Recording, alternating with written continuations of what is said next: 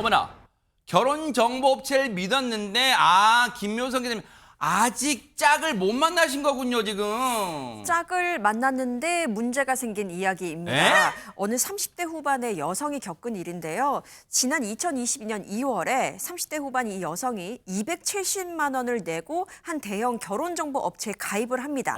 그리고 업체는 이 여성에게 연수입 3억 원의 어린이집 원장을 소개해줘요. 와. 그리고 난 다음에 두 사람은 4개월 후에 결혼을 하게 됩니다. 어머나? 그런데 이 결혼이 오래가지 못했어요. 왜요? 불과 한 달 후에 이 두 사람은 갈등으로 인해서 이혼 소송을 진행하게 되는데 어머나. 이 과정에서 아내는 몰랐던 사실을 발견하고 깜짝 놀라게 됩니다. 아니 대체 뭔지 모르겠지만 일단 근데 안지훈 기자님 진짜 요즘이 뭐든지 빨리빨리 시대이 맞나 봐요. 결혼정보업체를 통해서 사귄 지 넉 달 만에 결혼하고 근데 이혼 소송을 또 결혼 한 달 만에 이거 대체 왜 그런 거예요 이게? 자, 이혼 소송을 진행하는 과정에서 아내는 불편한 진실을 알게 됐습니다. 일단 이 남편이 어린이집 원장이 아니라 행정관리 직원이었다는 걸 알게 됐고요. 두 번째, 원래 연소득이 3억이라고 했죠. 실제로는 5,600, 실수령액으로 월 1,600과 400 정도니까 차이가 크죠.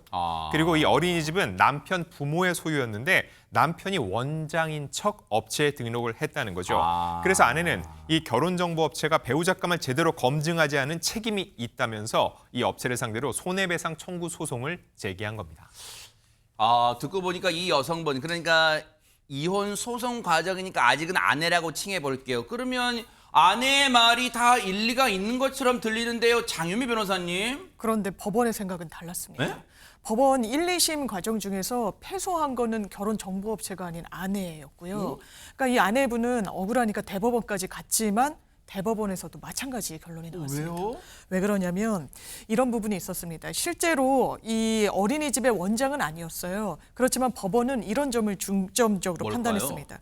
남편의 실제 직책과 소득 사이에 차이가 있는 것도 법원에서 인정이 된다. 다만 남편의 부모가 이 결혼업체에 어린이집을 우리가 아들에게, 그러니까 남편이죠. 네. 물려줄 것이라고 말한 바가 있기 때문에 이 결혼정보업체에서는 언젠가는 물려받을 거니까 어린이집 원장이 라고 소개를 하는 부분에 있어서 다소간의 과장은 있다고 하더라도 이걸 과실로 손해배상까지 물을 일은 아니다라는 판단을 내린 겁니다. 근데 장윤미 변호사님 보실 때는 보통 우리가 이제 3심제일 때 네. 보통 3심까지 갈 때는 1심과 2심 뭐 이렇게 뒤바뀐 180도 뒤바뀐 결론 나와서 그래 세 번째까지 가서 판단 받아보자 하는 경우가 진짜 대부분인 것 같은데 여기는 지금 1심, 2심, 3심 모두 지금 아내의 편을 안 들어준 것도 그 말이라고요? 맞습니다. 동일한 결정을 내린 거라서. 왜 그런 거예요? 이거 아내분은 대단히 좀 억울하죠. 왜냐하면 많은 비용을 대고 그리고 좋은 남편감을 만나려고 그리고 거기서 선택을 할 수 있을 때 다른 분들도 있을 거잖아요. 근데 연봉이 3억이고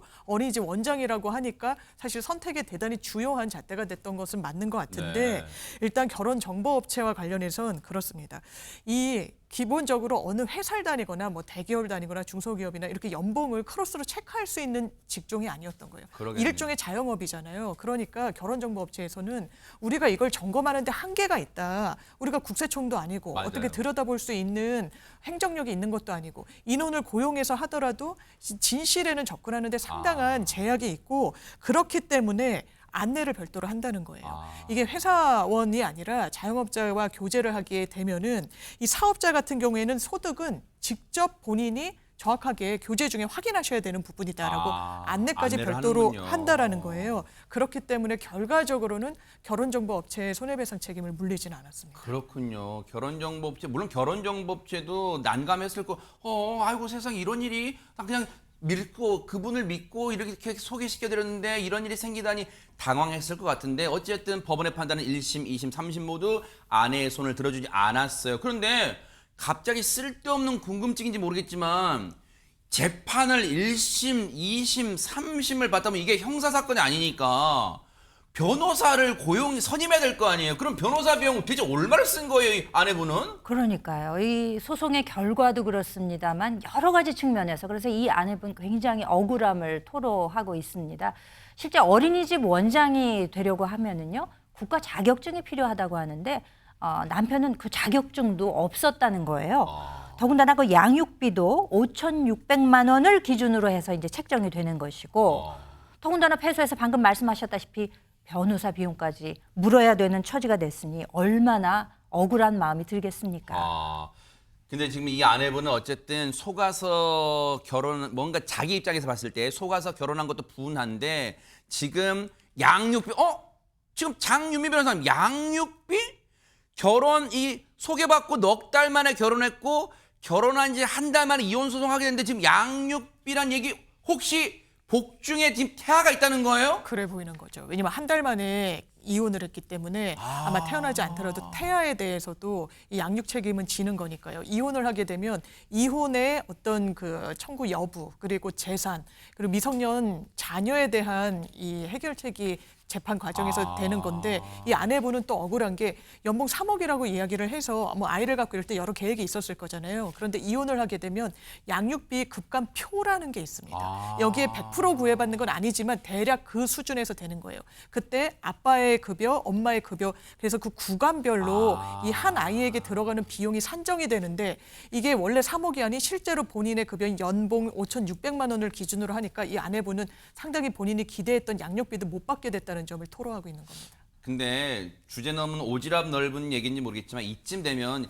이혼 소송 철회하시고 마음을 고쳐 먹으시고 이제는 남편분과 지금 복중에 태아도 있는 것 같으니 행복하게 잘 사시는 게 어떨까요? 왜냐하면 어린이집 원장은 아니지만 어린이집에서 근무하고 또 향후에 물려받기로 돼 있잖아요. 그럼 나쁜 직업, 안 좋은 직업 아닌 것 같은데요. 정말로 이제는 오순도순 살아보신 쪽으로 바꿔보시면 어떨까 하는 생각 감히 해봅니다.